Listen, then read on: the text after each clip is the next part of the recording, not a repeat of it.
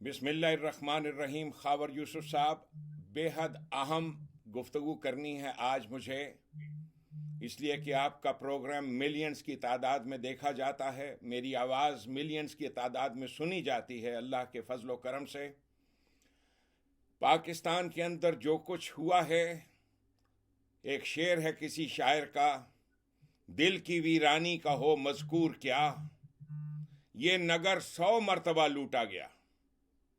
ये हमारा मुल्क, इसका लूटा जाना और फिर इस तरीके से हमारे अवाम का उठना और जाके एक लीडर के बाकायदा सोचे समझे प्लान के तहत, ये कोई ढकी छुपी बात नहीं थी।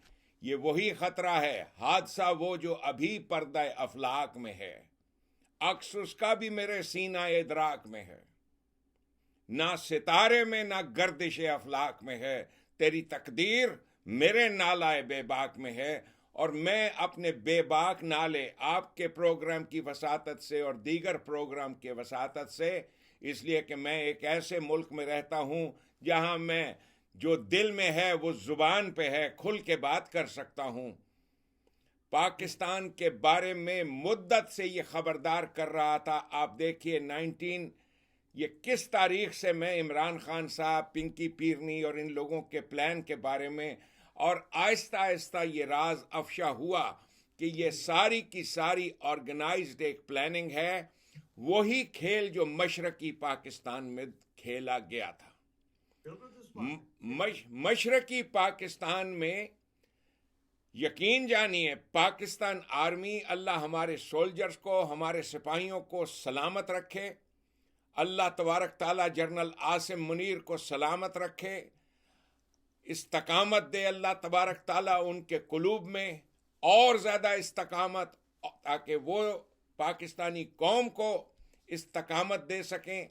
ऐसी ही सूरत हाल खावर साहब मशरकी पाकिस्तान में थी। हमारी मौजूदा जनरेशन उसकी ऐनी शाहिद नहीं है, वो नहीं जानते कि क्या हुआ था, उन्हें वो अखबारात भी याद नहीं, उन्हें मालूम भी नहीं। मैंने अपनी ऐनुल यकीन के साथ, यकीन की आंख के साथ उस तमाम हादसे को देखा है। एक हसास मुहिब्बे वतन पाकिस्तानी, एक फौजी, माँ और बाप दोनों पाकिस्तान आर्मी के सिपाही थे, पाकिस्तान आर्मी में डॉक्टर थे। हमें जो तालीम दी गई पाकिस्तान के साथ इश्क की, और उस दर्द के साथ मैंने जो साने मशरकी पाकिस्तान देखा, 71 में इलेक्शन के बाद जब दंगा फसाद और सेपरेशन की बात चली, और सेपरेशन के अलावा कोई और चीज़ पे वो राज़ी नहीं हो रहे थे, मिलिट्री एक्शन किया गया। और वो मिलिट्री एक्शन इस दर्जा सक्सेसफुल था कि 3 दिन के अंदर अल्लाह के फजलो करम से Pakistan army was able to take care of everything. ये मार्च की बात है, सकूत मशरकी पाकिस्तान बाद में हुआ। मार्च से लेकर, और एग्जैक्टली जैसे आज आप 9 मई का जिक्र करते हैं, इसी तरीके से मार्च की एक वो मनहूस तारीख थी, लेकिन उस मनहूस तारीख को मुबारक बना दिया अफवाज पाकिस्तान ने कि हम अपनी जानें देंगे, अपने मुल्क को बचाएंगे।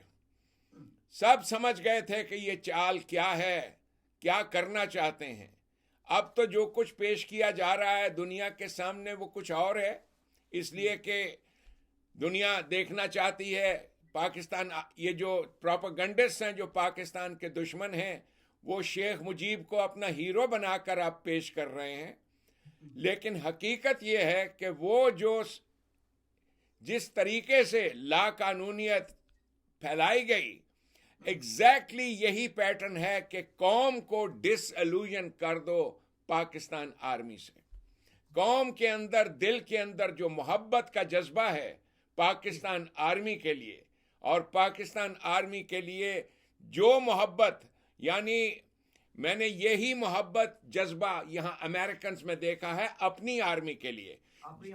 जब ये आर्मी के हमारे सिपाही एयरपोर्ट पे खड़े होते हैं ट्रैवल करने के लिए, सारे लोग रास्ता बनाते हैं उनके लिए, लोग उठ आज भी, और हर जगह जहां आपको एक पाकिस्तान अमेरिकन आर्मी का सोल्जर नजर आता, वो इस तरीके से इज्जत और एहतराम करते हैं अपने इन फौजियों का। कोई उनको नहीं कहता, कोई ऐसी तौहीन आमेज बात, कोई जुमला नहीं बोला जाता, इसलिए कि वो तो हमारे बच्चे हैं, दे आर आवर चिल्ड्रन। इसी तरीके से अमेरिका की इमलाक हैं, आप अमेरिका में रहते हैं, अमेरिका के अंदर जो हमारी इमलाक हैं, उन इमलाक का, यानी एक सेकंड दीजिएगा, उन इमलाक का किस तरीके से हम हिफाजत करते हैं। पाकिस्तान यानी एक छोटा सा कतरा भी अगर गिर जाता है, कागज का कोई चीज गिरती है जमीन पर, हम अपने इस अमेरिका को, अपने इस घर को गंदा नहीं होने देते। और एक ये हमारी कौम के इसके अंदर पहले दिन से दिलो दिमाग में जो नफरत डाली गई अथॉरिटी के खिलाफ, नौजुबिल्लाह ऐसी ऐसी खुराफात हदीसें, ऐसी ऐसी खुराफात हदीसें, यानी नवाइब वक्त के ऊपर लिखी होती थी ये हदीस कि सबसे बड़ा जहाद जाबिर सुल्तान के सामने कलमा हक कहना है। हालांकि लफ्ज जाबिर जिसे कहते हैं, ये लफ्ज जबीरा से है।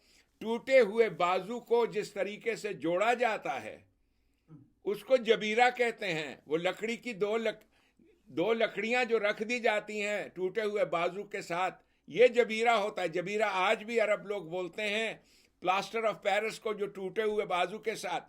तो जाबिर सुल्तान और ये तमाम अल्फाज पाकिस्तान के अंदर इंजेक्ट किए गए कि सारी दुनिया की कौमें अपनी हुकूमतों की इज्जत करें, एक पाकिस्तान है जो अपनी हुकूमत को गालियां दे। चुनाचे पाकिस्तान के अंदर वो हुब्बुल वतनी, इताअत, यूनिटी, डिसिप्लिन, फेथ, ईमान, इन तमाम चीज़ों को पाश पाश किया गया। और यही तरीक़ेकार मशरक़ी पाकिस्तान में किया गया। लेकिन पाक फौज ने 2 या 3 दिन के एक्शन के साथ, और वो एक्शन के जो कमांडर्स थे, इंचार्ज, जब यहां से गए थे, general Tikka Khan, he said I will take care, और Tikka Khan took care of that. ये बाद में जो कुछ अब तबसरे आ रहे हैं, जो कुछ वो मेरा मौजू नहीं। हर चीज के बारे में 2 राय होती है, 2 पहलू होते हैं कि ये नहीं करना चाहिए, वो नहीं करना चाहिए। But the fact is this कि हमें इस तस्वीर को देखना है मशरकी पाकिस्तान की, और कौम को दिखाना है। और उसके बाद क्या हुआ, जब शेख मुजीब जो यहां पे थे, जब उन्हें बताया गया कि this is what has happened, ढाई मार के कहते हैं रोया वो, मैं तो नहीं ये चाहता था, I did not want this to happen. इसलिए कि जब फोर्सेस ऑफ हिस्ट्री अमल आती हैं, और अमेरिकन्स बहुत अच्छी तरह से समझते हैं कि ये खेल कैसे है। सबसे ज्यादा जो शॉकिंग चीज है, शॉकिंग, पीटीआई के लेटर हेड के ऊपर, पीटीआई के लेटर हेड के ऊपर अमेरिकन एम्बेसडर के दस्तखत, आपने देखा है वो डॉक्यूमेंट?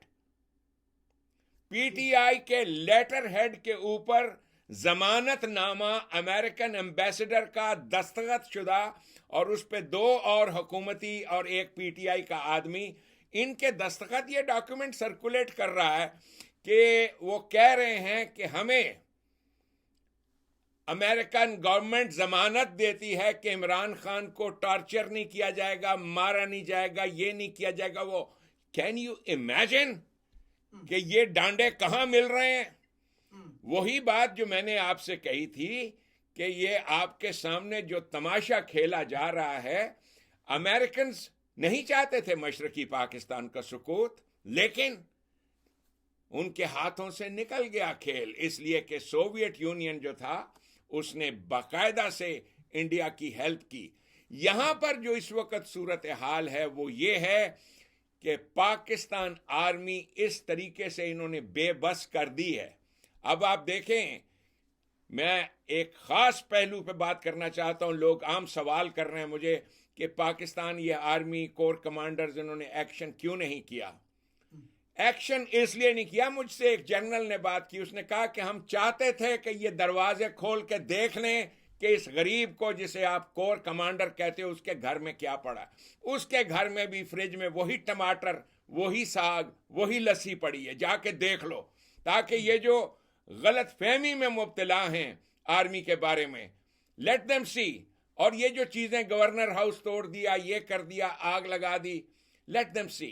सो इस पैसिविटी को डिलिबरेटली किया गया, डिलिबरेटली किया गया। ये पीटीआई वाले तो आपको मालूम है कि झूठों के नाने हैं, झूठ वो जिसे कहते हैं झूठ दी नानी, वो कह ऐसी ऐसी खुराफात कि जी वो पुलिस ने लड़ने से इनकार कर दिया, जर्नैलों ने लड़ने से इनकार कर दिया, फलाने ने, दैट ऑल दैट नॉनसेंस। ये पीटीआई वाले मुल्क दुश्मन जो प्रोपेगेंडा कर रहे हैं, बेसिकली द ऑब्जेक्ट इज कि पाकिस्तान के लोग, and this is what I have been saying from day one, और मैं खबरदार करता रहा हूं, क्योंकि पाकिस्तान में आप ये लफ्ज कादियानी और ये नहीं बोल सकते। क्यों? हमारी गवर्नमेंट के चैनल्स, सो हमारे गवर्नमेंट के चैनल्स ने इन अल्फाज को ऐसे बोलना कि इससे नफरत और फैलती है, पाबंदी। लेकिन एग्जैक्टली ये एक प्लान कादियानी साजिश, right from day one, Imran Khan का लाना ले जाना, उसको हीरो बनाना, क्योंकि पाकिस्तान में सिर्फ एक तबका, दो तबके हैं जो पाकिस्तान से बड़ी तकलीफ में है आर्मी से। डॉक्टर साहब, गवर्नमेंट के ऑफिशियल हैं, मामले खसूसी हैं वजीर आजम के अतातारड, उनकी एक स्टेटमेंट, बड़ी स्केरी सी स्टेटमेंट आई है कि उन्होंने कहा है कि हमारे पास इस तरह के शवाहिद आ गए हैं कि इसमें इंडिया की आरएसएस जो है they are involve into that. उनके पीटीआई के साथ डायरेक्टली तोलाकात थे। फारूक नसीम साहब, आपके पास कोई इतलात है इस तरह? सॉरी, मैंने सवाल सुना नहीं है, क्या कहे? अतात आर्ड मामले खसूसी वजीर आजम के, उन्होंने दावा किया है कि जो पाकिस्तान में जो हालात हुए हैं, या दहशत गर्दी का मुजाहरा किया गया है, या कोर कमांडर्स के घरों पे हमले किए गए हैं, उनको आग लगाई गई है, इसमें आरएसएस, इंडियन आरएसएस का पूरा मुदाखलत है, इसमें उन्होंने की है। क्या कहेंगे? शुक्रिया खावर साहब। ये असल में मैं बात को दूसरी तरफ लेके जाऊंगा। डॉक्टर साहब ने तो तफसीली बात की है। असल में जो पाकिस्तान में जो हालात पैदा किए गए हैं, जो हालात पैदा हुए हैं, इसकी एजेंसियों को पहले से खबर थी। आप ये ना समझे कि एजेंसियां सो रही थी। मुझे कल रात ही पता चला, उससे पहले मेरा नजरिया सोच मुख्तलिफ थी। तो उन लोगों ने इनको फ्री हैंड किया गया और इन्हें एक्सपोज किया लोगों के सामने, पाकिस्तानी अवाम के सामने, कि ये लोग किसके एजेंट हैं। आप ये देखें कि 20-22 साल से इंडिया ने इसकी परवरिश की है डॉक्टर साहब, इमरान खान की। बेशक लोगों ने तो की है, इंडिया ने भी परवरिश की है इसकी। आज आप देखें कि वहाँ जो ढोल ढमक्के जो इंडिया के मीडिया में बज रहे हैं, या आरएसएस या दूसरे जो है, और इस टाइम जो है मोदी गवर्नमेंट सबसे ज्यादा खुश है पाकिस्तान में जो हालात पैदा हुए। वो कहते हैं कि 72-73 साल से वो कुछ नहीं कर सके जो उन लोगों ने अपने आलाकार से बच्चे जमहूरे से करवा दिया है इमरान न्याजी से। इमरान न्याजी एक तो ज़हनी तौर पे इस हद तक पहुंच चुका है, तो बनाउजुबिल्ला, वो ये समझने लगा है कि वो एक भगवान है, या कोई तो बनाउजुबिल्ला खुदा का कोई उतार है। वो तो पैगंबरी के दावे कर रहे हैं सर, इस्लामिक टच। उसके ज़हन में ये चीजें आ गई। आप भी देखें, वो कहता है मेरे सामने मेरे ये लोग कोई मर जाए, कुछ कर दे, तो ये मेरा हक है, ये मुझ पर कुर्बान हो रहे हैं, तो ये मेरा हक है, मुझे अल्लाह ताला ने उतार बना के भेजा है, तो वनाउजुबिल्ला। आप ये देखें कि अभी तक पाकिस्तानी अवाम की, मैं डॉक्टर साहब की तो उस तरफ दिलाऊंगा। डॉक्टर साहब अभी इन्होंने तो बड़ी इंटरनेशनल सतह के जो मामला तो उसको बंगाला और तारीख को बयान किया, लेकिन हमें स्पेसिफिक देखना है पाकिस्तान के हवाले से। अभी मेरी लोगों से बात हो रही थी, वो कहते हैं कि यहाँ पे तो अल कादर यूनिवर्सिटी है, तो अल कादर यूनिवर्सिटी में कहाँ से इसने वो कर लिया, फ्रॉड कर लिया या पैसा लगा लिया। आप देखें कि बरतानिया की नेशनल क्राइम एजेंसी ने जो पाकिस्तान से बरतानिया 190 मिलियन पाउंड लेकर मनी लॉन्ड्रिंग की गई थी, वो बड़ी ट्रांजैक्शन थी जो पकड़ी गई थी, और उन्होंने बरतानिया गवर्नमेंट ने जो है वो रकम पाकिस्तान के हवाले की, और वो मनी लॉन्ड्रिंग की गई थी मलिक रियाज की जानिब से, और वहां पे भी मलिक रियाज के लोग बैठे हुए थे। तो वो देखे कि आप ये जी 190 ओपन एंड शट केस है, इसमें तो मेरा मतलब दो राय है ही नहीं है कि सीधा साधा फ्रॉड है ये। सर ये नहीं, फ्रॉड तो है, लेकिन अवाम को नहीं पता ना, अवाम को ये इस चीज को दोहराएं। जैसे ये शैतान दोहराते थे कि वो जरदारी चोर मियां नवाज शरीफ ने कर दिया, जो कि जिनका मियां साहब के तो कहीं पे एक पैसे की भी करप्शन साबित की थी। हमें भी जो है डॉक्टर साहब इस चीज को बार बार दोहराना चाहिए कि ये इसने करप्शन के जो है वो आला मस्तनद पे बैठ गया है। पाकिस्तान में इतनी बड़ी करप्शन किसी ने नहीं की जितनी बड़ी इसने की। बिल्कुल फारूक डॉक्टर नसीम। मेरा क्वेश्चन है, अगर आप बातचीत शुरू करने से पहले सर, जो सूरत हाल इस वक्त पाकिस्तान में है, क्या हमारी फौज ने चूड़ियां पहन रखी हैं? ये कोर कमांडर के घरों को आग लगाई जा रही है, जीएच के सामने ये दहशतगर्द सामने खड़े हैं। कल को हम ये कहेंगे हमारे न्यूक्लियर आर्सेनल जो वो भी खतरे में है, ये लोग उस पे भी हमले करेंगे, क्या कहेंगे सर आप? सर मैं एक जवाब दे दूं डॉक्टर साहब, सॉरी आपको इंटरप्ट कर रहा हूं। ये इरशाद। असल में कावर साहब जिना हाउस था, वहां पे कोर कमांडर लाहौर नहीं रहता था। लाहौर कोर कमांडर अपने रेजिडेंस वहां पे थे। यहाँ पे सिर्फ 4 या 5 सुना फौजी जो है पहरा देते थे, और उन्हें पता था कि ये इस तरफ आएंगे। यास्मीन राशिद और एक और 2-3 जो मिले थे, उनकी तो वीडियो ऑडियो भी सामने आ गई डॉक्टर साहब, तो उन्होंने फ्री हैंड दिया। अब वो वीडियो आ गई है और आप ये देखिएगा, गिरफ्तारी रात से शुरू है। जी डॉक्टर साहब आप। जी जी, मैं अर्ज ये करना चाहता हूँ, ये चंद एक गलत फहमियाँ हैं लोगों को कि पाकिस्तान आर्मी जो है वो एक पैसिव रोल कर सकती है, ये कुछ ऐसा है। बिल्कुल कोई शख्स इस गलत फहमी में ना रहे, ये बहुत बड़ी गलत फहमी है। पाकिस्तान आर्मी दुनिया की बड़ी बड़ी इफेक्टिव फोर्स है, लेकिन इन लोगों ने एक कसम खा रखी है, जिसे फैज साहब ने लफ्ज़ इस्तेमाल किया था, दस्ते दस्ते तहे संग आमदा पैमाने वफा है। हाथ पत्थर के नीचे आया हुआ है। हाथ पत्थर के नीचे जब आ जाता है, क्योंकि आपकी एक मोहब्बत है, वफा है, ये दस्ते तहे संग, जैसे आदमी का अपना बच्चा होता है तो आप अपने बच्चे को थप्पड़ नहीं मारते, हाथ नहीं उठाते, क्यों? आपका हाथ उस वफा के पत्थर के नीचे आया होता है। सो ये पाकिस्तान आर्मी को सलाम करना चाहिए, जिस तहम्मुल के साथ और जिस सब्र के साथ और मैं कहता हूं कि जिस अंदाज से पाकिस्तान आर्मी, रेंजर्स और हमारी फोर्सेस ने, आप देखें कि एन बीच में, शर के बीच में जा रहे हैं, एन शर, और उन्हें मालूम है कि उनके पास कोई ऐसा वेपन नहीं है तो सही मौजूद, लेकिन उन्होंने यूज़ नहीं करना, ऑर्डर नहीं है। सो उन्होंने डंडे खाए हैं, जाने दी हैं, जो कुछ हो सकता था, लेकिन बड़े ही चंद रेयर ओकेजन पर, और ये भी नहीं मालूम कि किसने फायर किया या फायरिंग हुई, ये सारी की सारी एक इंटरनेशनल साजिश है। बहरहाल यहाँ पे चंद एक चीज़ें बेहद ज़रूरी हैं। ये जो आपने अल कादर ट्रस्ट का बनाया, कहानी सुनाई, बड़ी सिंपल सी बात है। इस आदमी ने शौकत खानम के साथ भी यही खिलवाड़ किया था। ये पुराना पापी है इस तरीके का, ये पुराना पापी है। ये सारा का सारा जो इकोनॉमिस्ट थे जिन्होंने शौकत खानम ट्रस्ट बनाया था, जो कादियानी थे, जिनको ये बाद में लेके आया फाइनेंस मिनिस्टर के तौर पे, तो यही जो इसके साथी हैं, इन्होंने शौकत खानम को इसी असूल, इसी प्रिंसिपल पर चलाया, जो कि दुनिया में कहीं नहीं होता। यानी अगर आप कोई ट्रस्ट बनाते हो, वो ट्रस्ट गवर्नमेंट के नीचे होता है, पहली चीज़। उस ट्रस्ट के जो भी उस ट्रस्ट के अंदर पैसा होता है, गवर्नमेंट किसी वक्त उस पैसे को टेक ओवर कर सकती है, या आप उसको चलाते हो, फिर साल के साल आपको एक अकाउंटेंट रिपोर्ट देनी पड़ती है। जैसे जन्नत पाकिस्तान हमारी एक अमेरिका में एक ऑर्गेनाइजेशन है, नॉट फॉर प्रॉफिट ऑर्गेनाइजेशन है, तो साल के साल अकाउंटेंट की पूरी के कहाँ से पैसा आया, कहाँ खर्च किया, एक एक पाई की वो देनी पड़ती है अकाउंटेंट को। वो सीधी फेडरल गवर्नमेंट को भी जाती है रिपोर्ट, वो सीधी की सीधी जाती है कैलिफोर्निया की स्टेट को, इसी तरीके। लेकिन इस आदमी ने आंखों में धूल, और इनके साथी गुंडों ने सिर्फ यही नहीं, ये चस्का अबरारुल हक को भी आप देख लें, अस्पताल बना रहा है ये चस्का ट्रस्ट बनाकर पैसे हजम करना, ये पाकिस्तानी कौम का मनपसंद खेल है पाकिस्तान के सरमायादारों का। Source ये of business. ये आपको ढेर सारे ऐसे ऑर्गेनाइजेशन नजर आएंगी पाकिस्तान के अंदर, ढेर सारी ऐसी ऑर्गेनाइजेशन जिनकी बेस अमेरिका में है, जो पाकिस्तान में जी कुएं बनवा रहे हैं, नलके लगवा रहे हैं, हम स्कूल में दरियां बिछवाएंगे।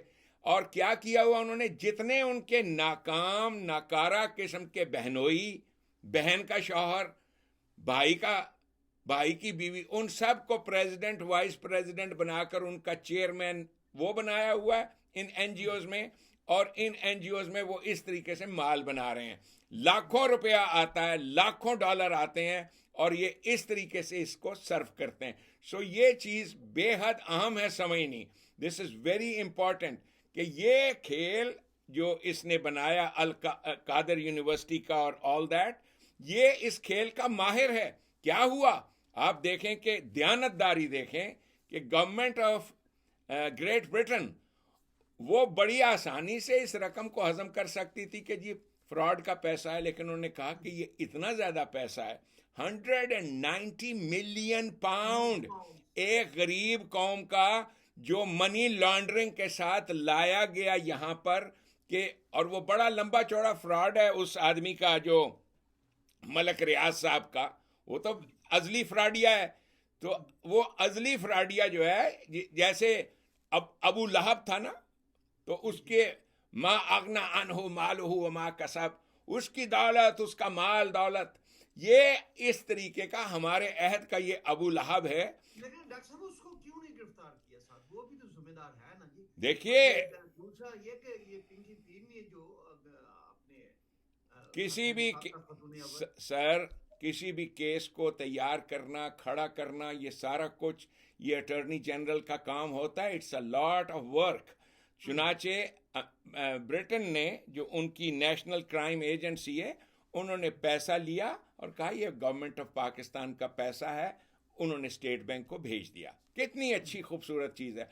अब इतने अरब रुपए, यानी 460 मिलियन अरब या कुछ 460 अरब, ये रकम, अब तो इतने पैसों का जिक्र हो रहा है। तो इस आदमी ने क्या किया, वजीर आजम की हैसियत से डिसीजन किससे ली? असेंबली से नहीं ली, खुफिया कैबिनेट की मीटिंग।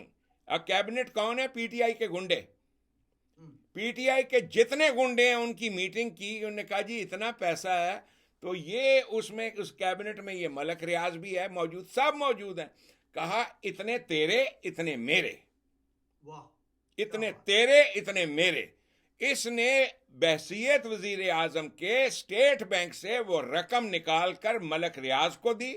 मलक रियाज को कहा इतने तेरे इतने मेरे।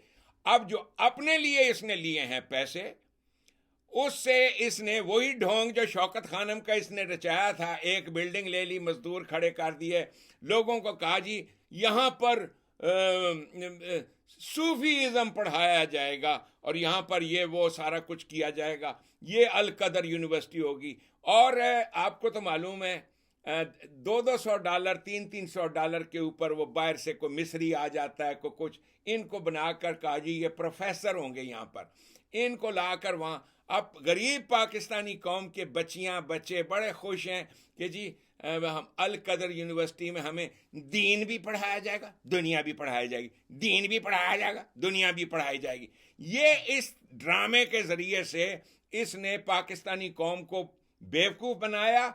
और वो सारा लैंड किसके नाम पे है? इंतकाल किसके नाम पे? पिंकी के बेगम के नाम पे जी, बीवी जो बनाई हुई है, जिसके बारे में वही, यानी मैं हैरान हूँ, शाह महमूद कुरैशी जैसा बड़ा बेगैरत, वो कहते हैं उन्होंने मुत्ता किया है, उन्होंने शादी नहीं की है, उन्होंने मुत्ता किया है। अबे हरामजादे, इसे जना कहते हैं, जना कहते हैं, मुत्ता किया है। अपनी बीवी को मुत्ता करा, अपनी बीवी को मुत्ता करा। जो कहते हैं उन्होंने मुत्ता किया है, मुत्ता किया है। यानी इस्लाम को जिस अंदाज से इस कुत्ती के बच्चे ने डिग्रेड किया है, खून खौलता है मेरा इस बात पर। इस्लाम को, यानी हर चीज, हर हराम चीज, हर हरामकारी को इस आदमी ने लीगलाइज किया और कहा रसूल करीम भी तो यही करता था, रसूल अल्लाह भी यही करता था, उनका एक अपना गुलाम था, उसकी औरत के ऊपर दिल आ गया, वो जिक्र है जी कुरान करीम में। हालांकि कुरान में लफ्ज यानी 1000 साल से ये मिस ट्रांसलेशन, ये लफ्ज जैद जो है ये नाम नहीं है, नाउन नहीं है, ये फेले अमर है, हुक्म है कि अपनी फौज को बढ़ाओ, जायद ये लफ्ज है। तो उसको 1000 साल से एक जैद बनाया हुआ है। और उसकी बीवी के किस्से, इस कौम ने जो जुल्म किया है हुजूर नबी अकरम सल्लल्लाहु अलैहि वसल्लम के नाम और उनके साथ, खून खौलता है। लेकिन अल्लाह का शुक्र है ये तहरीक जन्नत पाकिस्तान, और सिर्फ इसमें मैं तन्हा नहीं हूँ, हमारे लिखने लिखाने वाले फेसबुक के ऊपर हजारों की तादाद में ऐसे कुरान के स्कॉलर्स मुझसे भी बढ़िया मौजूद हैं जिन्होंने इन बातों को वाजिगाफ किया कि खुदा के वास्ते नबी अकरम सल्लल्लाहु अलैहि वसल्लम की इज्जत को ना उछालो, बस करो बस करो बस करो, अपने काले करतूत उनके ऊपर मत डालो। तो इसने यही, और वही आदमी जो है आपके सामने शाह महमूद कुरैशी, उन्होंने मुत्ता किया है, मुत्ता किया है, उन्होंने मुत्ता किया। इस आदमी को इतनी चंडे मारी जाएंगी, इतनी मारी जाएंगी कि इसकी चीखों की आवाजें आए इस आदमी को, जिसने ये जो कब्रों की कमाई खा रहा है खबीस, इसे इतना मारा जाए, इतना मारा जाए कि ये आंखों से देखे जहीम क्या होता है, आंखों से देखे, ऐनुल यकीन के साथ देखें, कौम को दिखाया जाए इस आदमी के करतूत, ये जो बातें कर रहा है। मैंने सुना है कि उसे गिरफ्तार किया गया है। काश काश general Asim Munir, get me into Pakistan, मुझे लाओ पाकिस्तान के हेल्म ऑफ अफेयर्स में, I will show you how to treat these people. मैं तुम्हें बताऊंगा इनका इलाज क्या है। इसलिए कि नबी मेरे यहां पे ये मैं आपको दिखाऊं, ये तलवार है, ये एक तोहफा है मेरे जद का। इस पर वही नाम लिखे हैं जो नबी अकरम सल्लल्लाहु अलैहि वसल्लम की तलवार पे थे, वही नाम लिखे हैं जो हुजूर नबी अकरम सल्लल्लाहु अलैहि वसल्लम, दाऊद और सुलेमान और मूसा और हारून और यूशा और जकरिया और याहिया और ईसा और मोहम्मद, ये सारे के सारे जर्नैल थे जो हक के लिए उठे थे। ये तलवार मेरे पास है, मेरे जद ने दी थी। और ये तलवार जो है,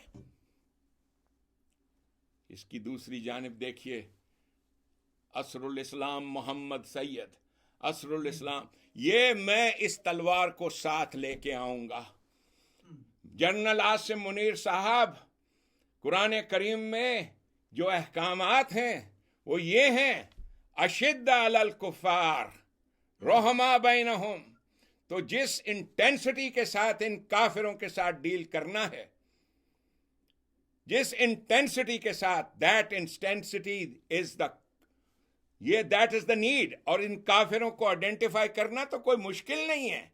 मेरे से आप लिस्ट ले लें फेसबुक के ऊपर, मैंने अपनी पार्टी के जो मेरे पार्टी के वर्कर्स हैं उनकी ड्यूटी लगाई थी आज से कितने अरसे पहले कि नामों की लिस्ट बनाओ उन तमाम यूथियों की जो आपको एक्टिविस्ट नजर आते हैं। जब हमने उस लिस्ट को एनालाइज किया और ट्रैक किया, 90% उसमें कादियानी है, 90% कादियानी है।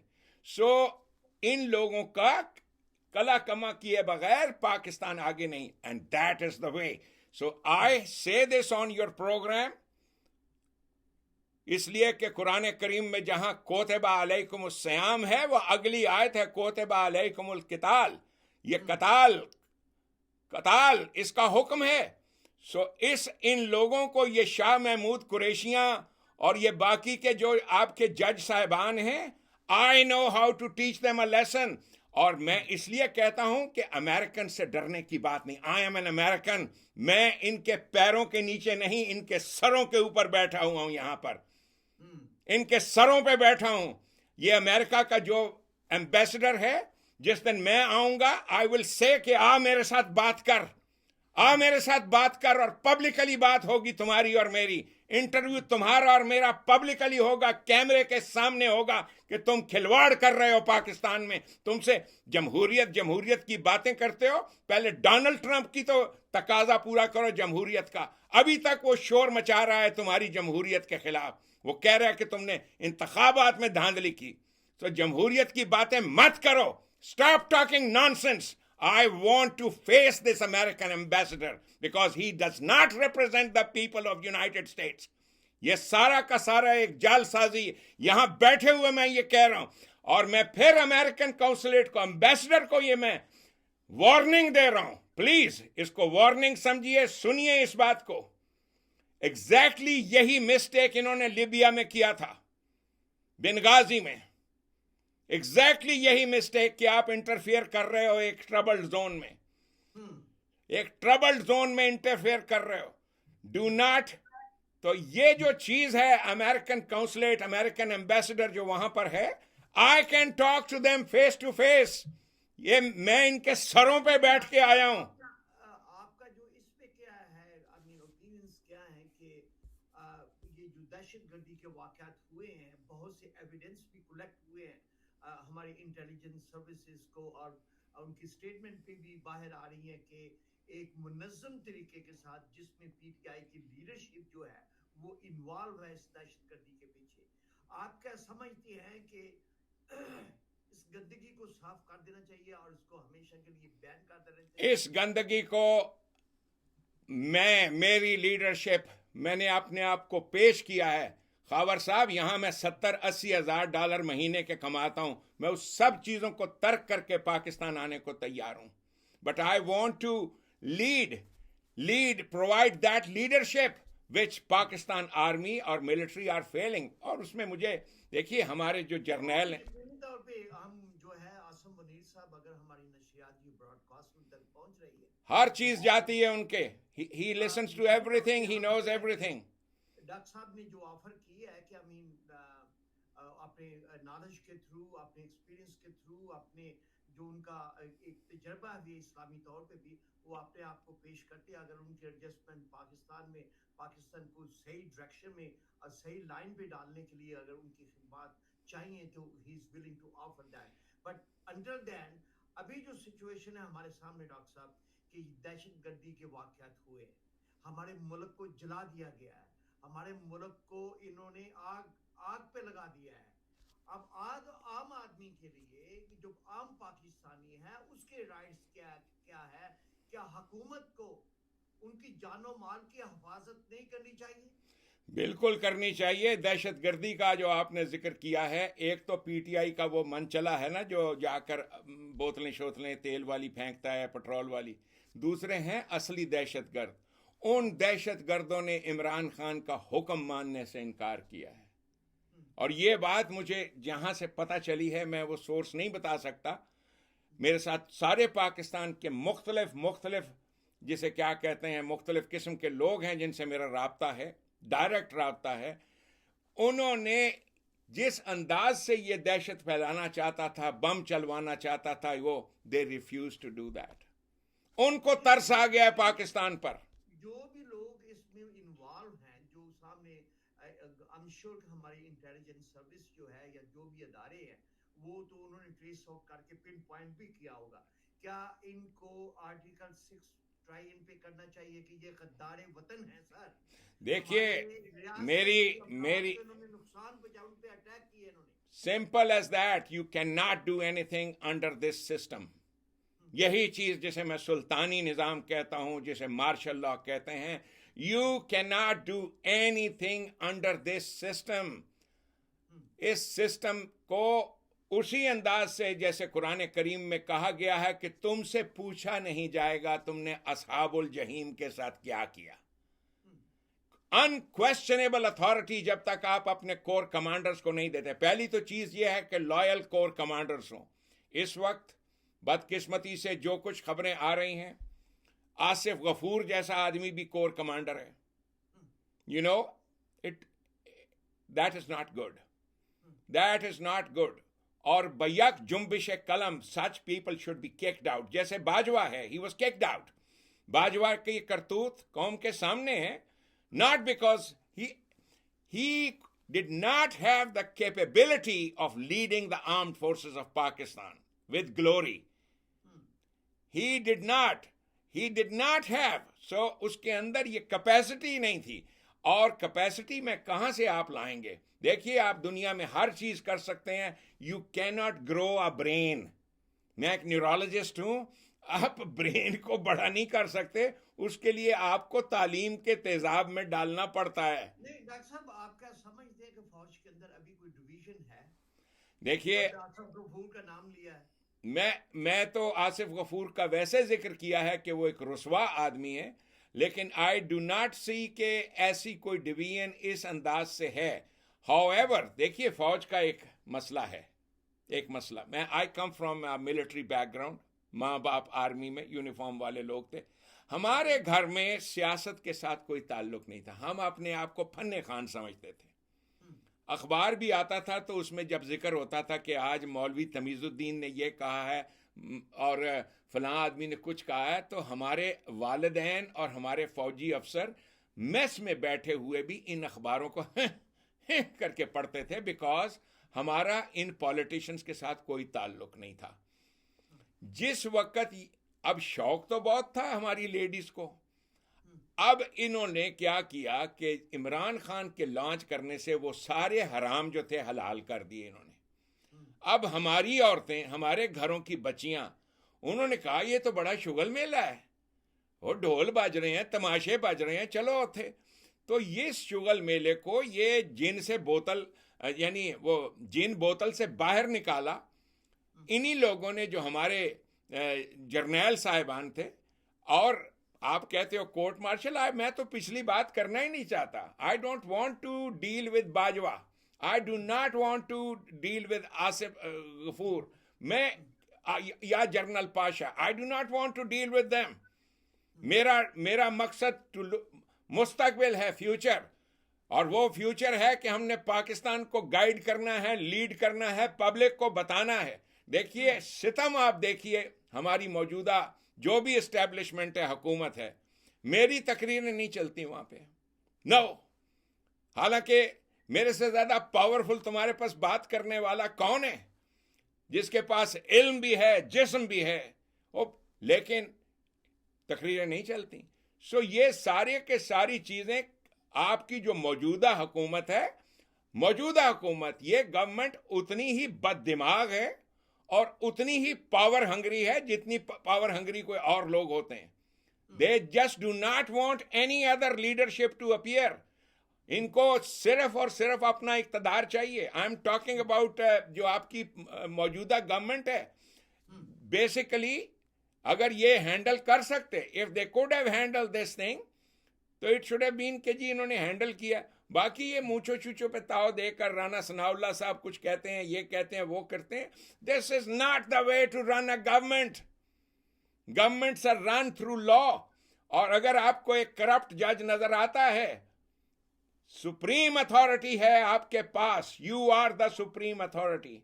आपको करप्शन, आपके जजेस, आप जज के फैसले देख लें, जजों के फैसले देखें। एक हाई स्कूल का बच्चा, हमारे हाई स्कूल का बच्चा बेहतर अंग्रेजी में डिसीजंस लिखता है बनिस्बत इन पाकिस्तान के नाम नेहाद जजों के। ऑनेस्ट टू गॉड, इन जजों को मैं अमेरिका के लॉ स्कूल के एंट्रेंस एग्जाम का पर्चा दूं तो they will not be successful. इनकी काबिलियतें ये हैं, यानी ये, तो ये हमारी काबिलियतों का हाल है। So we need to rectify, and to rectify, straight करना, दैट इज द नीड। उसमें क्यों अमेरिकन मुदाखलत है? अमेरिकन मुदाखलत आपके सामने है, क्योंकि America has given up, everybody has given up on Pakistan. Nobody is damn interested in anything. They just want कि ये पीस ऑफ लैंड है, ये हमारा है, जिस वक्त हमें जरूरत पड़ेगी स्पेस वॉर की, हमने इसको यूज करना है, दैट इज ऑल। नहीं डॉक्टर साहब, ये अपने फारूक नसीम साहब से पूछते हैं कि फारूक साहब आप क्या समझते हैं, आप तो सियासी सूझबूझ के मालिक हैं, क्या इमरान खान की सियासत खत्म हो गई है और आने वाले दिनों में आप देख रहे हैं कि तहरीक इंसाफ जो है ये कालादम करार दे दी जाएगी? नहीं, बिल्कुल यकीनन अब ये कालादम करार दे दी जाएगी और पार्टी में बैन लगेगा। और दूसरा आप ये देखिएगा, इमरान खान का जो है नाम रह जाएगा, तो पन्नों में रहता है ना, वो नाम रह जाएगा। मैं डॉक्टर साहब से एक बात पे इख्तलाफ करूंगा। डॉक्टर साहब ने अभी कहा कि पॉलिटिशियन के हवाले से, ये मौजूदा हुकूमत के हवाले से, कि पावर हंग्री है। देखें डॉक्टर साहब, अगर ये कोई पावर का इतना होता तो मियां नवाज शरीफ 3 बार जो है इक़्तिदार अपना पूरा करते, इक़्तिदार से ना निकाले जाते। से मुस्लिम लीग जो है पार्टी इस वक्त पाकिस्तान की सबसे बड़ी और मकबूल पार्टी है, और इसमें ये नारों में नहीं है। आप ये देखें कि इस पार्टी में जितने ज़हीन फतीन लोग हैं, आप मुझे मतलब के वो देख के बता दें, बहुत बेहतरीन है, जरूरत नहीं है डॉक्टर साहब, मैं ज़ाती तौर पर जानता हूँ, ठीक है। इसीलिए आप ये देखें, हमें नजर नहीं आ रहा पाकिस्तान आस्ता आस्ता उस गिरदाव से निकल रहा है जो इन लोगों ने 3.5 साल में जो है आपके इमरान खान और हमारी फौजी क्यादत ने इस मुल्क को यहाँ तक पहुंचाया है। हमें सच से साथ देना चाहिए। हर टाइम हमें ये नारे नहीं लगाने चाहिए। हाँ, अल्लाह करे कि अब हमारी जो फौजी क्यादत सामने आई है वो ईमानदारी से अपने अच्छे सलूक से इस मुल्क की मतलब के खिदमत करे और अपने आप को जो है अवामी नुमाइंदों के ताबे करे। डॉक्टर साहब, फारूक नसीम साहब, चाहते हैं आप जाएं, फारूक नसीम साहब, हमारी फौजी क़यादत रोज़े अव्वल से बड़ी सिंसियरली सब कुछ करती आई है। ये सियासतदान है। नहीं, मैं इख्तिलाफ करता हूँ आपसे। मुझे बताया अयूब खान से कौन सिंसियर था? यहिया खान सिंसियर था। आप ये देखेंगे बाजवा सिंसियर था, इससे पहले की क्यादत सिंसियर थी। ये सिंसियर नहीं, ये अपने वफादार का खेल खेलते रहे। अल्लाह करे कि अब ये लोग इस सबक सीख जाए तो अपनी सिंध दुरुस्त कर ले। देखिए, अगर ये सिंसियर रहता तो बांग्लादेश आपसे अलग होता, कश्मीर आपसे जाता। ये सबसे ज्यादा वफादार के गिफ्ट खेलते रहे और आपके सर, मैंने अर्ज किया कि मैं पिछली बात नहीं करता। मैं तो ऐनी शाहिद हूँ कि जिस वक्त मिलिट्री का एक्शन हुआ था बांग्लादेश में, ये सियासतदान ही थे जो कहते थे कि शेख मुजीब को टेबल पे लाओ वरना हमने बैठना नहीं है तुम्हारे साथ बात करने के लिए। This is what they did. ये सारे आपके उस दौर के वो जो लोग थे। हालांकि एक आपके सामने एक केस था और वो एक, मैंने आपसे कहा ना कि I don't want to talk about that, it's not only painful, it's futile, उसका कोई फ़ायदा नहीं है। लेकिन जहाँ तक पाकिस्तान के अंदर मिलिट्री ने जो कामकाज किए, डेवलपमेंट्स की, डील्स की अमेरिका के साथ, वर्सक डैम, तरबेला डैम, फलां डैम, ये यूनिवर्सिटी, आपके लिए F-16, आपके लिए जहाज़, टैंक, वो तरबियती कोर्सेज, ये हमें ब्रेन वॉश कर दिया गया है। कोई भी आदमी ऐसा नहीं बचा इस मुल्क में जो पाकिस्तान के अंदर उस ब्रेन वॉशिंग से बचा हुआ हो। मैं बचा हुआ हूं इसलिए कि मेरे नज़दीक जो मोमिन का मकाम है कुरान करीम में, उसके दर्जात ही और होते हैं सर। उसको मकान, उनके मकामात ही कुछ और हैं। मोमिन कहते हैं जो लॉ एनफोर्समेंट, अमन कायम करने वाले लोग हैं।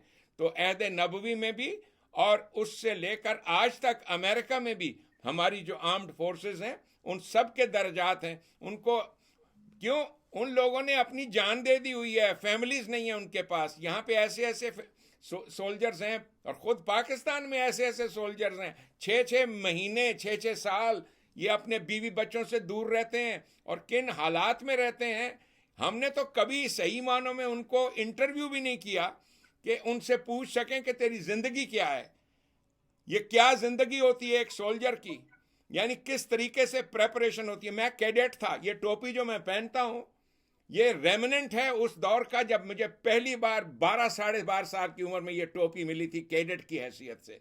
तो उस 5 साल के दौर में पाकिस्तान का कौन सा स्कूल का बच्चा है जिसे रोज़ाना सुबह 2 मील दौड़ लगवाई जाती, रोज़ाना सुबह 2 मील दौड़, बूट अपने खुद पॉलिश कर, ये कर वो कर।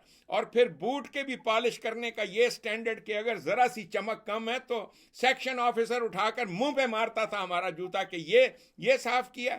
सो इस अंदाज से हमारी तरबियतें हुई हैं लॉयल्टी के साथ। पाकिस्तान आर्मी और पाकिस्तान आर्मी के जो सोल्जर्स हैं, ठीक है, मैं मानता हूँ स्टैंडर्ड्स आर डाउन, और उसकी वजह यह है कि अनफॉर्चुनेटली पाकिस्तान मिलिट्री एकेडमी में तो टीचर्स जो हैं वो बेहतरीन, बड़े हाईली क्वालिफाइड लोग हैं जो सिखाते हैं, इंस्ट्रक्टर्स हैं हमारे स्टाफ कॉलेज के। लेकिन अनफॉर्चुनेटली जो एजुकेशन का स्टैंडर्ड और मेयार है आज आकर वो गिर गया। और वो आपको एविडेंट नज़र आता है जब जनरल बाजवा जैसे लोग तकरीर करते हैं। आसिम मुनीर साहब की बात दूसरी है, जिस घन गरज के साथ उन्होंने तकरीर की है और ये पाकिस्तान मिलिट्री एकेडमी में, और वो एक अपनी जगह एक खुद मिसाल है। बाकी रह गया तारीख में इमरान खान का नाम देखिए, हर जाने वाले के नाम के साथ कुछ कहते हैं अच्छा, कुछ कहते हैं बुरा, लेकिन एक चीज उसके बारे में जान लीजिए, इन शानिया का होवल अबतर, खत्म हो गया। अबतर वो आदमी जिसने पाकिस्तान के साथ वफा नहीं की, होवल अबतर, उसका नामो निशान मिट जाएगा। होवल अबतर, इमरान खान का नामो निशान नहीं रहेगा, नामो निशान नहीं रहेगा। इसलिए कि इमरान खान ने वही किया जो उसामा बिन लादेन था, एक टेररिस्ट था, बेसिकली टेररिस्ट था। He did not have anything productive to give to the world. उसके पास कोई, पाकिस्तान का ये उसामा बिन लादेन है जो जिस तरीके से उसामा ने डॉज किया था, उसी अंदाज से ये कादियानी जमात डॉज कर रही है अमेरिकन को। मैंने तकरीर की थी जब ये अमेरिका आया था, डोनाल्ड ट्रंप को मैंने वार्न किया था, बीवेयर बीवेयर बीवेयर के ये क्या है, इसकी हकीकत क्या है। लेकिन चूंकि मैं जानता हूं अमेरिकन एस्टैब्लिशमेंट को, मैंने अमेरिकन गवर्नमेंट में काम किया, यहाँ टीना मीना बैठी हुई हैं, उनके लिए अपनी नौकरी है, $20 $25 घंटा कमाने वाली जो औरतें हैं, और वही आगे कागज रखती हैं, वही करती हैं। बाकी तो आपके सामने जो लीडरशिप है अमेरिका की, उसका आपको पता है। The same is true about American CIA। They could not understand. इनका फेलियर देखें तो ये बुझते हुए चिरागों से मुझे रोशनी नहीं लेनी। मैंने अमेरिका को अपने पैरों के नीचे रख कर देखा है जी, ठीक है। मैंने इनको सर पर नहीं कभी चढ़ाया, इसलिए कि मैं जब इस इत्तलात हमें आ रही हैं कि वो है कि मुल्क में इमरजेंसी का जो है वो फैसला कर लिया गया है और पंजाब और KP को मुकम्मल तौर पे फौज के हवाले कर दिया गया है। Martial law, martial law, martial law, welcome welcome martial law. Doctor साहब मैं सियासी हूँ, मैं जमहूरियत पे यकीन रखता हूँ। मैं डॉक्टर साहब से सिर्फ इख्तलाफ ये कर रहा हूँ, डॉक्टर साहब की सारी बातों को मैं तो तस्लीम करता हूँ, लेकिन डॉक्टर साहब आप ये देखिए कि हम मार्शल को वेलकम नहीं कह सकते, जमहूरी सोच रखने वाले लोग हैं। आप ये देखिए कि हम शुरू से, आप मेरी बात जरा सुनिएगा डॉक्टर साहब, कि आप ये देखिए कि हम जब जिक्र करते हैं, मैं अब सोल्जर्स की बात नहीं करता हूँ, फौजियों की बात नहीं करता, मैं उन जनरल्स की बात करता हूँ। आप देखें ना कि अयूब खान से लेके राहिल शरीफ हो, आपका कियानी हो, आपका बाजवा, आप इनकी जायदादें देखें, इनकी प्रॉपर्टी देखें, और इंडिया के जिनको हम अपना दुश्मन समझते हैं, उनके जनरल्स रिटायर्ड होने के बाद आर्मी चीफ फ्लाइटों में रहते हैं। देखिए फारूक नसीम साहब, इस बात को थोड़ा सा आप मुझे बोलने दें, ठीक है। Let me speak. जिन प्रॉपर्टीज का आप सुनते हैं जर्नैलों की, और जो बातें आप सुनते हैं, इनमें से 99% बातें झूठ हैं। मैं अपने बारे में और इन लोगों के बारे में, देखिए दूसरी चीज, आप सियासतदानों के कहते हैं, कोई एक सियासतदान दिखा दो मेरे भाई फारूक नसीम, कोई एक जो इस अंदाज से बोलता हो जैसे असरुल इस्लाम बोलता है। मैं क्यों बोलता हूं? एक दाना हराम का सारी जिंदगी नहीं खाया। इनमें जुर्रत क्यों नहीं है बोलने की? कहें किसी सियासतदान को कि इस सिचुएशन पे आके बोल के दिखाए। टेल मी, कोई बोल के दिखाए, कोई कहे कि आई एम विलिंग। जिस दिन आप पे लाल कांटा लग जाएगा ना, आपके खिलाफ भी बोलेंगे डॉक्टर साहब। मेरे पे लाल कांटा लग ही नहीं सकता। नहीं, आप पे करप्शन नहीं भी आपने जिंदगी में नहीं किया, तो वो चीजें भी साबित करेंगे, वो जो आपने कभी सोचा भी नहीं होगा। मैं आपको यकीन दिलाऊं फारूक नसीम साहब, मैं यहां अमेरिका में लाइसेंस्ड फिजिशियन की हैसियत से प्रैक्टिस कर रहा हूं। मेरा एक स्पॉटलेस कैरेक्टर है। हर पेशेंट को, एक नहीं, दो नहीं, यानी अगर मैंने गुज़श्ता 45 साल में कितने मरीज देखे होंगे, आप 30-40 मरीज दिहाड़ी के हिसाब से लगा लें तो 8-9 लाख की तादाद में जाते हैं वो पेशेंट जो मेंटली भी स्टेबल नहीं है, जिन्हें उनकी औलाद खुश नहीं कर सकती, उनके शौहर खुश नहीं कर सकते, उनकी बीवियां खुश नहीं कर सकती, लेकिन किसी एक ने मेरे खिलाफ कोई शिकवा नहीं किया। कोई शिकवा, एक शिकवा होता लाइसेंसिंग बोर्ड आपके सामने रखता कि असरुल इस्लाम के खिलाफ ये शिकवा है, ये इसके खिलाफ। तो मेरा तो अल्लाह के फजलो करम से जिस बाप ने मुझे हराम और हलाल में फर्क बताया था, मैं क्या कहता हूं उस बाप के लिए, मैं क्या उसका नाम लेते हुए कहता हूं कि नव्वरल्लाह मरकदहू, अल्लाह उनकी कब्रों में नूर करे, गफरुल्लाहु लहुम, सबके ये तो सबके माँ बाप को। सो मेरे वालदैन, मेरा वालिद इमरान खान का बाप नहीं था, उसने मुझे करप्शन का रास्ता नहीं, जिस जमाने में वो जनरल था, मैं मुल्क छोड़कर आया था क्योंकि मुझे बहुत गुस्सा था मिलिट्री के साथ। उस जमाने में मेरी सोच इतनी सी थी, सारी दुनिया जैसे बोलती है इसी तरह से मैं भी ज़ियाउल हक के खिलाफ था। मैं भी कहता था कि जी हो इसने ये कर दिया वो कर दिया, इसलिए कि हम बहुत इजीली ब्रेन वॉश्ड हैं। और मेरे अब्बा मुझसे यही कहते थे कि बेटा तूने सियासतदान देखे नहीं हैं, यू नॉट सीन देम। मैंने फिर चूंकि पाकिस्तान के अंदर काम किया, कौमी असेंबली के अंदर, मैंने इन लोगों को देखा, तब मुझे समझ में आई मुनाफिक किसे कहते हैं। मुंह से कुछ बोलते हैं, करतूतें इनकी कुछ हैं।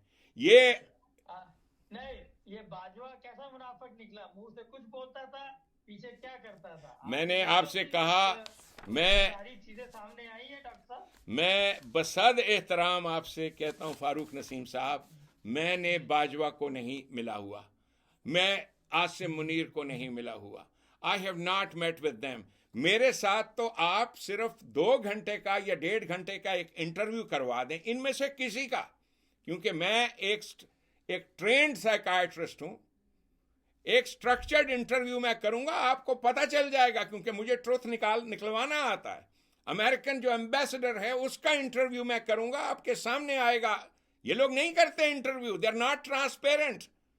सो जो आदमी ट्रांसपेरेंट नहीं है, मेरे से ज्यादा ट्रांसपेरेंट कौन हो सकता है कि पिछले कितने अरसे से जूम मीटिंग में ओपन इनवाइट भेजता हूं सारे सियासतदानों को, आओ मेरे साथ बात कर लो, टॉक टू मी, इसलिए कि मैंने हराम खाया ही नहीं है। हराम को ऐसा हराम समझा है जैसे जिस बाप ने 10-11 साल की उम्र मेरी आंख फाड़ दी थी सिर्फ एक पाकिस्तान गवर्नमेंट की पेंसिल इस्तेमाल करने पर, जिस पे गवर्नमेंट ऑफ पाकिस्तान लिखा हुआ था, जो मैंने उसके कहने के बावजूद चोरी करके फिर निकाल ली उसके ब्रीफ केस में से, क्योंकि उस जमाने में ये पेंसिल नहीं मिलती थी बाजार में, जिसको थूक लगाओ तो नीली हो जाती है, जिसको पक्की पेंसिल कहते हैं। मुझे बहुत इश्क था रंगों के साथ, आज भी है तो मुझे क्रेज था, मैंने निकाल ली। फिर उसने कहा कि इसके ऊपर गवर्नमेंट ऑफ पाकिस्तान लिखा हुआ, मैंने चोरी छुपी जाकर ब्लेड के साथ वो सारा का सारा इरेज कर दिया। मैंने कहा अब तो कोई पकड़ ही नहीं सकता है, वरना मैं ऐसे बात कर रहा हूँ, इस पेंसिल पे किसने पकड़ना था, मेरे बाप की पेंसिल है, मैं इस्तेमाल कर रहा हूँ, नो बिग डील। उसने इतनी जोर से मारा मुझको, अंगूठी पहनी हुई थी, मेरी आंख फट गई जी यहाँ से। उसके बाद बड़े गले से लगाया, प्यार किया। लेकिन ये वाकया मुझे याद है और याद रहा कि गवर्नमेंट की चीज़ को इस्तेमाल नहीं करते। यहाँ अमेरिकन गवर्नमेंट में हाईएस्ट पोजीशन पे मैंने सर्व किया, और जब आप रिटायरमेंट लेते हो, जितने भी आपके मातहत होते हैं उन सब से कहा जाता है भाई दे बारिश कोई चीज़ दसो ताकि इसकी पेंशन की कोई कटौती कर सकें कुछ, ये क्योंकि गवर्नमेंट्स तो यही करती हैं ना। एवरीबॉडी जो मेरे सबऑर्डिनेट्स हैं said we have nothing against him, हाँ, सब ने लिख कर दिया। सो बेसिकली सर, इस किस्म का जो क्लीन बिल है, मैं तो अपने आप को वो कहता हूं कि जिस दिन पाकिस्तानी कौम को असरुल इस्लाम की लीडरशिप मुयस्सर होगी, उस दिन आप देखना कि लोग कहेंगे, अल्लाह की कसम खा के कह रहा हूं कि लोग कहेंगे कि उमर फारूक के बारे में सुना था और असरुल इस्लाम मोहम्मद सैयद के बारे में देखा है। इसलिए कि जिस आदमी ने अपनी जात को, देखे मजदूरी करने निकला था, बाप जर्नैल, लेकिन मैं आकर सड़कों पे सोया, ऑनेस्ट टू गॉड सड़कों पे, कि मैंने कहा मुझे वो ज़ियाउल हक में नहीं रहना, मैंने नहीं रहना वहां पर, मुझसे नहीं बर्दाश्त होता। अब्बा ने कहा फिर निकल जाए इस मुल्क से, लीव द कंट्री। मैंने कहा ठीक है, निकल गया। सो बेसिकली ये सारी चीज़ें जो हैं कैरेक्टर की हैं। मैंने कुरान करीम से जाना है कि यह लफ्ज़ मुनाफिकीन जो कुरान करीम में बार बार, ये पॉलिटिशियंस के लिए है, सियासतदान, ये ऊपर से कुछ होता है अंदर से कुछ होता है। नबी पाक सल्लल्लाहु अलैहि वसल्लम की जो जंग थी वो इसी चीज़ के साथ थी, जिसे अहजाब कहते हैं, हिज़्ब कहते हैं पॉलिटिकल पार्टी को। ये सारी की सारी पॉलिटिकल पार्टी से इकट्ठी हो गई कि कहीं कहीं ये खुदा न खास्ता वही निज़ाम कायम ना कर दे जो दाऊद और सुलेमान का निज़ाम है अलैहिस्सलाम। तो ये जो निज़ाम है, दैट इज द निज़ाम जो अमेरिकन के फाउंडिंग फादर्स ने इन चीज़ों को समझा जाना. They created this country for themselves. और इंशाअल्लाह ताला मेरी आवाज़, जैसे वो कहते हैं, no true voice is ever lost. मेरी क्या हैसियत है? मेरा तो कोई मुल्क नहीं स्पॉन्सर, कोई गवर्नमेंट नहीं स्पॉन्सर, एक सिर्फ आवाज़ थी. मेरी आवाज़ ही पहचान है. आपकी आवाज़ गूंजेगी डॉक्टर साहब, हर जगह गूंजेगी. लेकिन सवाल ये है सर कि हमारे मुल्क में जो हालात 75 साल से जो हमारा दुश्मन जो है वो ना कर सका, एक सियासी गिरोह ने अपने इक़्तिदार की हवस में आकर इस मुल्क को तबाह करके रख दिया है. हमारी किसने करवाया? है ये किसने करवाया? किसने पैदा किया उसको? किसने बनाया उसको? आपके जनरल्स ने बनाया. आपके इन्हीं जनरल्स ने बनाया. ये मकाफात अमल है. आज ये वो देख रहे हैं जो इन्होंने बोया है 72 साल से जो करते थे. फारूक नसीम साहब ने बनाया है, तो आज वो इस नतीजे पे पहुंचे हैं कि वो ही इसको खत्म करें. फारूक नसीम साहब, आज जो है इसको ब्लैक चैप्टर के तौर पे उसका नाम दे रहे हैं. फारूक नसीम साहब, फारूक नसीम साहब, हंस रही है दुनिया, हम पे हंस रही है खावर साहब. ये आपने मॉन्स्टर तैयार किया है. आज जो है आप उस मॉन्स्टर को खुद ही बंद करेंगे, लेकिन जो आपने रसवाई अपने जिम्मे ली है, रसवाई कमाई है, उसका जिम्मेदार कौन है? मैं फारूक नसीम साहब, जगजीत सिंह ने एक गाना गाया था, मैं गा के आपको जवाब देता हूँ. जी प्लीज प्लीज. बात निकलेगी तो फिर दूर तलक जाएगी. तो बात अगर निकलेगी ना तो फिर बहुत दूर तलक जाएगी कि किसने किसको बनाया. तो ये हैं? तो जिस चीज़ का, जिस मुल्क के 2 करोड़ आदमी बैरून मुल्क मजदूरियां कर रहे हैं और एक जानिब अमेरिका है जिसके एक रेमंड डेविस पर एक गुजंत पहुंची थी. आप देखें कि कैसे इंटरनेशनली उन्होंने आकर कहा हमारा बंदा दो, हमारा बंदा दो, हमारा बंदा दो. ठीक है, तो ये पावर होती है. और एक तरफ ये यतीम पाकिस्तान है. मैं इस यतीम पाकिस्तान को अजीम बनाना चाहता हूं. कुरान करीम में एक लफ्ज है अजाब अजीम, निजाम का अजाब. अजीम ये लफ्ज निजाम इसी से निकला है. निजाम का अजाब है पाकिस्तान पर, और मैं इसी निजाम के अजाब से पाकिस्तान को निकालना चाहता हूं. यही मेरा अज़्म है. सो ये निजाम का जो अजाब है जो रोज़े अव्वल से और हम पर इसलिए पड़ा कि वो अमेरिकन्स ने जिस तरीके से बड़े सगीर का बंटवारा वगैरह प्लान किया, सारा कुछ किया, फिर उठाकर फिर हम यूं दी हमें आज़ादी के दुनिया हुई हैरान. फिर हम तराने तरूने गाते रहे. बेसिकली था कि इस कौम को एक झंडा भी दो, इस कौम को तराने भी दो, इस कौम को ये भी करो वो भी करो. अनफॉर्चुनेटली हमारा तराना एक ही है, एक ही तराना इस कौम को वापस सुनाना है. अल्हम्दुलिल्लाह रब्बिल आलमीन अर्रहमान अर्रहीम. यही तराना है. अल्लाह का कानून जो रहमान और रहीम है, तारीफ के लायक है वो निज़ाम हुकूमत जो रब्बुल आलमीन की शर्तें पूरी करता हो. हमने उस तारीफ के लायक उस निज़ाम को, हमने इन चीज़ों को समझा ही नहीं कि ये क्या चीज़ है जिसे कहा. और तो ये नबी अकरम सल्लल्लाहु अलैहि वसल्लम के बताए हुए रास्ते, ये अजीम रास्ते जो हमारे यहाँ नमाज़ों और रोज़ों के इन चीज़ों में कि जी इससे इतना सवाब होगा और उससे उतना, इसके अंदर गुम होकर रह गए.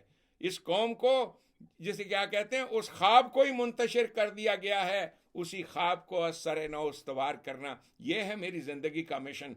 और अल्लाह के फजलो करम से जो भी मेरे कुरान मजीद के खुतबात हैं, कोई भी आदमी अपने आप को हरफ आखिर नहीं कह सकता, but basically Pakistani youth needs to listen.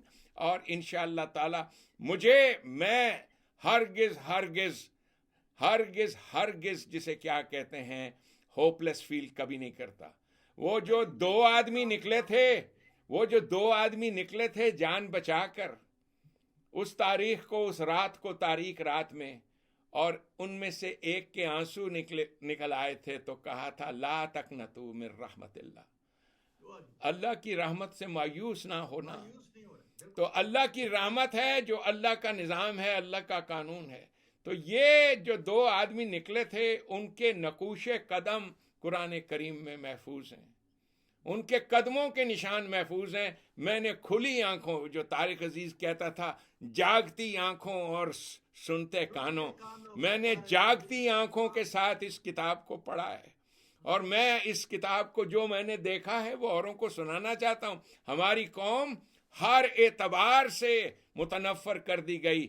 ये मिर्ज़ा ग़ुलाम अहमद कादियानी हो या ताहिरुल कादरी हो या मौलाना मौदूदी हो या कोई और मौलाने, ये सारे क्रिएट इसीलिए किए गए थे कि लोग मोहम्मद अरबी सल्लल्लाहु अलैहि वसल्लम की जगह पर इनको मान लें।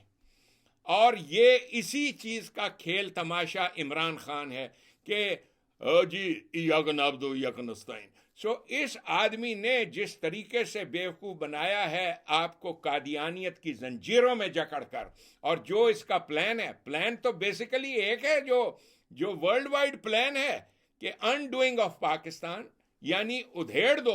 अनडूइंग कहते हैं उधेड़ दो। जैसे मेरी माँ ने एक स्वेटर बनाया तो उसकी एक रस्सी को आप खींचो तो उधड़ जाती है सारी दी सारी, कि इसको उधेड़ के रख दो। ये है प्लान।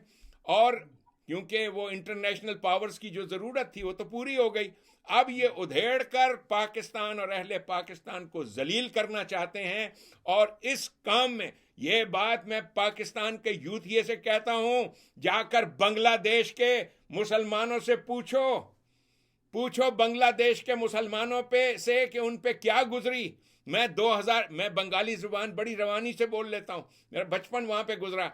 मैं 2003 में गया था मशरकी पाकिस्तान, ढाका। मैं वहाँ जाके, जो लोग मेरे साथ बैठे थे, यानी एक आदमी ने मेरे अपने घर दावत की, और दावत में क्या हुआ कि उसने खाना पीना, बिजनेसमैन था, और बिजनेसमैन ने मेरे साथ दावत में खाना पीना, उसकी बच्चियां, ये वो, इस मोहब्बत के साथ कि मेरे बेटे के साथ 2 ही मिनट में बातें होने लग गई कि रिश्ता करना है, रिश्ता कर दें इसके साथ, ये मोहब्बत। Can you imagine? उस आदमी ने एक जुमला और बोला, रोते हुए कहा, असरुल इस्लाम, इस मुल्क में हम सुई भी नहीं बना सकते इंडिया की इजाजत के बगैर। और दूसरा रोते हुए उसने जुमला जो बोला, वो कहा, आज तू और मैं एक भांडे में खाना खा रहे हैं। You know, I was in मुक्ति बाहिनी, मैं मुक्ति बाहिनी में था। उस आदमी ने रोते हुए कहा। ये जुमला मैं पाकिस्तान के यूथिये से कहता हूं, और खुदा के वास्ते गौर करो कि ये तुम्हारे साथ खिलवाड़ हो क्या रहा है, देखो कि क्या हो रहा है। डॉक्टर साहब, आप यूथिये बंदियाल को कहें, यूथिये जादुल हसन को कहें, यूथिये मनीब को कहें, इनको भी कहें कि वो हालात देखें उस तरफ। ये सबसे बड़े कमीने यूथिये हैं, इन पे भी तो जिक्र करें। अगर ये फैसले, डॉक्टर साहब मेरी बात सुन लें। आपके लफ्जों को हम चाहते हैं सुनहरी हरूफ में लिखा जाए। आप हमारे दोस्त भी हैं, बड़े भाई भी हैं, लोग जानते ना हो, लेकिन हमारा आपसे एक ताल्लुक है, हम जानते हैं कि आप सच्चे हैं, ईमानदार हैं। लेकिन इन यूथिये जजों जस्टिसों के बारे में भी तो कुछ कहें, इनको तो बांग्लादेश की जो है शक्ल दिखाएं। मैं एक चीज कहूंगा, मैं तो जितना खुश बयान हूं, मोहम्मद अरबी सल्लल्लाहु अलैहि वसल्लम से ज्यादा फसीहुल बयान, खुश बयान कोई नहीं था। अगर बातों से ये चीजें ठीक होनी होती तो उन्हें ये तलवार ना उठानी पड़ती। ये तलवार मैं आपके सामने पेश कर रहा हूं कि अगर बातों के जरिए से लातों के भूत मानते, बातों से नहीं मानते। ये जो आपके सामने गद्दारों का टोला है जो पाकिस्तान पे काबिज है, ये जजेस के रिलेशनशिप्स, जो नून फैमिली के जजेस हैं, ये तो मुझे इंफॉर्मेशन बताई, कादियानी है, नून फैमिली कादियानी। हाँ, तो आप देखिए कि ये कितना बड़ा रैकेट है पाकिस्तान पे। और इसका इलाज ये असरुल इस्लाम ने, ये जुल्फिकार मोहम्मदी उठाई हुई है, जुल्फिकार हैदरी, मोहम्मदी। और इंशाअल्लाह ताला ऐसे सफाई होगी इस पाकिस्तान की, मैं दस्तो बाजू बनूंगा जनरल आसिम मुनीर का। जनरल आसिम मुनीर, अल्लाह को पुकारते हैं आप, तो अल्लाह का जवाब असरुल इस्लाम है। अल्लाह का जवाब आ गया है। Call me, let me sit in the meetings with you. Let me sit in the meetings with you and let me educate all of the generals of Pakistan. Let me educate each one of them as to how to run a country, how to handle a government. वो principles जो कुरान करीम में दिए हुए हैं, वो principles वो हैं जिन पर अमल पैरा होकर अमेरिका बना है. So that is all I have to say today. पहली चीज, पाकिस्तानियों, हरगिज होपलेस मत फील करो. Do not feel hopeless. सारी उम्मीदें मौजूद हैं. ये जो कुछ जलाओ घिराव हुआ, कई बार. आखिर में मैं एक बात करना चाहता हूँ. हमने पहले भी पॉइंट आउट किया था कि जो ट्विटर की जो स्पेसेस है, वहाँ पे कुछ दहशतगर्द जो है और हुडा नासर जो है, वो आज से पहले हमने पॉइंट आउट किया था कि सलीम जुनैद के नाम से एक एंकर था जो कि वहाँ पे तरकीब दे रहा था यूथियों को कि बम कैसे बनाया जाता. और उसके बाद हमने उसके असरात देखे. ज़ुबान पार्क में वही जो है बम चलाए गए. तो आजकल जो है ये इनकी स्पेसेस पे एक जहर उगला जा रहा है हुकूमत के खिलाफ, हमारे अदारों के खिलाफ, कि आपने पीछे नहीं हटना है, आपने उधर रहना है, आप वहाँ पे जाएं. ये हमारे दुश्मनों की जंग है, इस जंग को हमने विन करना है.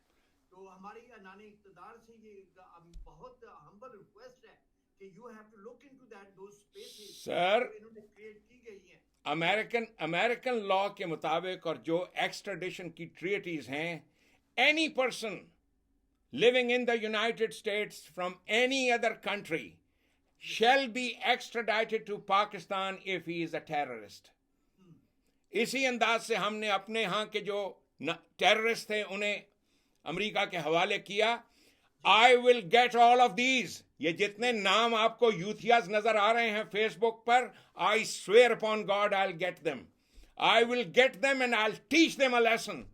इन्हें सिखाया जाएगा सबक. लेकिन so that is extradition treaty. और उस ट्रीटी को हम अगर अमेरिकन काउंसलेट के सामने, अमेरिकन एम्बेसडर के सामने पेश करेंगे कि if you want Pakistan to be a part of you in this war against terror, be a part of us. This is a terrorist organisation, PTI, under the garb of इयाक नाबदो and इयाक नस्ताइन. Everybody knows what he is up to. ये और इसके जो साथी हैं, ये सारे के सारे टेररिस्ट हैं. They are terrorist. हर वो आदमी जो रूल ऑफ लॉ को नहीं, और ऊपर से क्या है, रूल ऑफ लॉ चाहिए, रूल ऑफ लॉ. अल्लाह के फजलो करम से इस हरामजादे की तकरीरें लोग सुना रहे हैं कि यही कुछ कहता था जब ये वो जो हमारे मौलवी साहब थे जो जिनका इंतकाल हो गया, वो मौलवी साहब, उनकी तहरीक के लोगों को. डॉक्टर इसरार साहब की बात कर रहे हैं? नहीं जी, डॉक्टर इसरार साहब नहीं जी, ये जो मौलवी साहब थे जिनकी तहरीक थी, तहरीक लब्बैक पाकिस्तान वाले मौलवी साहब जी, उसके जो फॉलोअर्स, उसकी जमात उसको किस तरीके से मारा, क्या कुछ. तो उस वक्त की इसकी तकरीरें आप सुने कि आप सड़कों पे निकल आएंगे तो ऐसे मुल्क कैसे चलेगा. पर इसने किस बेदर्दी के साथ, आज भी उनके ग्रुप्स हैं, तहरीक लब्बैक के ग्रुप्स हैं जिसमें मुझे भी शर्फ हासिल है. मैं उनकी बातें सुनता हूँ, उनके जज्बे को सराहता हूँ, सलाम करता हूँ कि उनके दिलों में इस दर्जा गैज़ और गज़ब है. अपने वो एक रावलपिंडी के हैं, वो अपने शेख रशीद साहब, जरा उनके मुताबिक भी बता दें कि वो इस वक्त टीवी पे आके बहुत जहर उगल रहे हैं. तो आप अगर फौज को या हमारे इंटेलिजेंस अदारों को भी उनकी तवज्जो भी दिला दे उनकी तरफ के, उनकी वॉच आउट, उनकी टंग को किया जाए. मैं उसकी टंग की बात ही कोई नहीं है साहब. ये हमारी कमजोरियां. जनरल आसिम मुनीर, एक मेरे साथ तुम एक बार जुड़ जाओ. इसी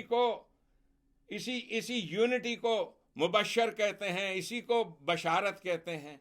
एक बार जुड़ जाओ और फिर देखो कि ये जो कीड़े मकोड़े तुम्हें नजर आ रहे हैं, इनकी हैसियत असरुल इस्लाम के सामने हशरातुल अर्ज से ज्यादा नहीं है. मैं इन्हें पैरों के नीचे रोंद डालूंगा. 40 साल से गुस्सा भरा है. कोई रात असरुल इस्लाम नहीं सोया. ये गुस्सा मेरा कल पैदा नहीं हुआ. किसी दिन नाइला कमर से पूछना कि ये रात को हड़बड़ा कर उठता है ये आदमी. इतना गुस्सा है. वो जो गालिब कहता था, हजर करो मेरे दिल से कि इसमें आग दबी है. हजर करो मेरे दिल से कि इसमें आग दबी है। इसलिए कि मैं एक हसास आदमी था, हसास आदमी हूं। मुझे सब मालूम है कि मुझे इस मुल्क से हिजरत करनी क्यों पड़ी। नबी पाक सल्लल्लाहु अलैहि वसल्लम भी इसी अंदाज से जानते थे। जिनको अपना घर छोड़ना पड़ा, मैं बिला तमसील जिक्र कर रहा हूं, मैं उनके गुलामों के पैरों के बराबर भी नहीं मैं, लेकिन उनकी जिंदगी का रास्ता हमारे लिए मिशल राह है। हिजरत करते वक्त भी हर महाजिर के दिल में उस महाजिर का ख्याल आता है जो निकला था अपनी जान बचाने के लिए अपने मुल्क से। सल्लल्लाहु अलैहि वसल्लम, सल्लल्लाहु अलैहि वसल्लम। बहुत शुक्रिया डॉक्टर साहब आपका, आपने हमें अपना कीमती टाइम दिया, हमारी कौम की रहनुमाई फरमाई आपने। जाते जाते आखिर में हम ये बात करेंगे कि पाकिस्तान के जो इस वक्त हालात हैं उसको मद्देनजर रखते हुए आप अपना बिल्कुल काम और कूल रहे। ये जो शरपसंद चंद मुठीबर हैं, इनको यकीनी तौर पे हमारी अफवाज पाकिस्तान ने सख्त वार्निंग दी है, और मेरे ख्याल में आइंदा ये ऐसे वाक़यात नहीं होंगे। जो इसमें पीटीआई की जो क़यादत जो है इसमें इन्वॉल्व है, they should be put in jail. उनको आर्टिकल 6 के तहत उनकी ट्राई करनी चाहिए कि वो गद्दार हैं, उन्होंने रियासत के जो अमलाक है उनको नुकसान पहुंचाया। एक सोचे समझे मंसूबे के तहत फौज के खिलाफ उन्होंने हथियार उठाए। तो अपना ख्याल रखिएगा। आखिरी जुमला, आखिरी जुमला डॉक्टर साहब के लिए मेरा जुमला कि मैं हाफिज साहब से बिल्कुल अपील करूंगा कि डॉक्टर साहब से रब्ता किया जाए, और इसके साथ मैं मियां नवाज शरीफ को भी सलाम पेश करूंगा कि जिन्होंने 72 साल में पाकिस्तान की अफवाज की आला क़यादत के लिए ऐसे सपूत का इंतखाब किया जो कि मुल्क की सिम का तयन सही तरीके से करेंगे इंशाअल्लाह ताला। और पाकिस्तान का अल्लाह ताला हामी और नासर होगा, और पाकिस्तान इज ऑलवेज ब्लेस्ड। हमारी दिन रात की ये पाकिस्तान जो है कलमे के नाम पे हमने लिया था, ला इलाहा इल्लल्लाह मोहम्मद रसूलुल्लाह पर। इस तरह के दहशतगर्द, इस तरह के लादीन, इस तरह के करैक्टर वाले लोग, इमरान खान जैसे, इनकी कोई इस मुल्क के अंदर कोई गुंजाइश नहीं, इनको निकाला जाएगा। और आखिर में एक बात करूंगा कि जो हमने बात की है कि वो ट्विटर पे जो स्पेसेस है, वो जहर जो उग रहे हैं, उनको किसी तरीके से बंद करवाया जाए। जी डॉक्टर साहब क्या कहेंगे? आखिरी कलाम अल्लाह की किताब को हाथ में थाम के, जिस पे आप देख लें कि मेरी ये रेफरेंस बुक्स हैं चंद एक। पाकिस्तानी कौम से सिर्फ ये कहना जो इकबाल ने मेरे ज़माने से पूरे 100 साल पहले कहा था मुसलमान से, वही देरीना बीमारी, वही ना महकमी दिल की, इलाज इसका वही आबे निशात अंगेज है साकी। ये सारी बीमारियों का इलाज ये आबे निशात अंगेज इसे कहता था। जिस आदमी ने इस आबे निशात अंगेज को से अपने आप को सैराब किया है, उससे देखा है, जाना है कि ये क्या किताब है। वो इकबाल के अल्फाज में ये किताब नहीं है, चीज़ें दीगर अस्त। जिस कौम के पास ये मौजूद है और जिस कौम के पास असरुल इस्लाम मौजूद है, मुकम्मल ज़ाब्ता हयात है जी, इससे ज़्यादा और क्या हो सकता है। लेकिन आखिर में यही बात है कि मोहम्मद से वफा तूने तो हम तेरे, ये जहां चीज है क्या लोहो कलम तेरे है।